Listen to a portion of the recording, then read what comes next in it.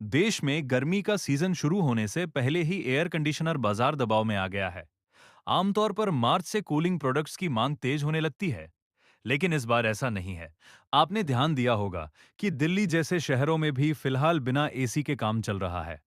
हाल ही में LPG shortage की वजह से ऑनलाइन और ऑफलाइन मार्केट में इलेक्ट्रिक कुकिंग अप्लायंसेस महंगे हो गए, डबल कीमत हो गई और आउट ऑफ स्टॉक हो गए। बड़ा सवाल यह है कि क्या एयर कंडीशनर का मार्केट भी उसी तरफ जा रहा है?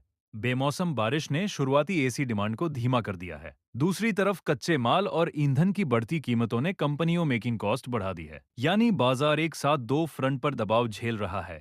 डिमांड में भी कमी है और सप्लाई चेन में भी मुश्किल। एसी कंपनियों के लिए मार्च और अप्रैल सबसे अहम होते हैं।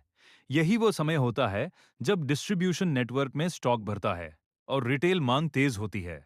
लेकिन इस बार उत्तर और पश्चिम भारत के कई हिस्सों में हुई बेमौसम बारिश की वजह से टेम्परेचर ज्यादा नहीं हुआ है। इसका असर सीधे शुरुआती बिक्री पर पड़ा है, क्योंकि अब तक दिल्ली जैसे शहरों में गर्मी शुरू हो जाती थी और एसी की जरूरत भी महसूस होने लगती थी। इंडस्ट्री से जुड़े लोगों का कहना है कि अगर अप्रैल में तापमान तेजी से नहीं बढ़ता, तो पूरे सीजन की मांग पर असर पड़ सकता है। मांग कमजोर होने के बावजूद कंपनियां कीमत बढ़ाने की तैयारी में हैं। दलील ये दी जा रही है कि मिडिल ईस्ट वॉर की वजह से सप्लाई चेन पर असर पड़ रहा है। कॉपर, एल्यूमीनियम, स्टील और प्लास्टिक जैसे कच्चे माल महंगे हुए हैं।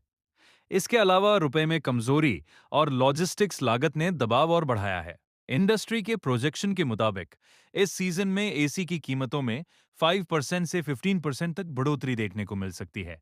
कंपनियों के लिए दिक्कत यह है कि अगर वे कीमत नहीं बढ़ाती तो मार्जिन घटेगा, और अगर बढ़ाती है तो डिमांड और कमजोर पड़ सकती है। इस बार एसी बाजार पर ग्लोबल डेवलपमेंट का असर भी साफ दिख रहा है। वेस्ट एशिया में टेंशन और कच्चे तेल की कीमतों में बढ़ोतरी ने पूरी सप्लाई चेन को डिसअप्ट किया है। तेल महंगा होने से पेट्रोकेमिकल प्रोडक्ट्स की लागत बढ़ती है, जो एसी के कई पार्ट्स में इस्तेमाल होते हैं।